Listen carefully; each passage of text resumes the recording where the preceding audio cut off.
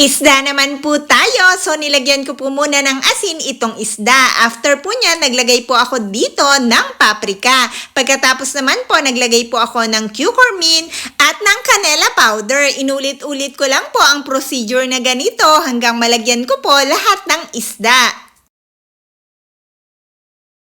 So, nang malagyan ko na po ang mga isda ng iba't ibang powder na magpapasarap dito, ay ito po ay nilipat ko na sa air fryer. So, ito po ay nilagyan ko lang din po ng konting-konting olive oil.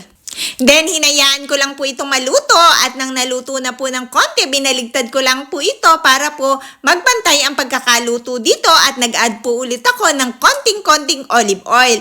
So, binabaligtad ko lang po ulit para po yung mga part na hindi masyadong naluluto ay maluto po ng pantay. So, after mga ilang minuto po ay naluto na rin po itong mga isda. Kaya naman po, nagsaing na po ako dahil for today video, masarap po ang isda na ito kapag ito isinama po sa kanin.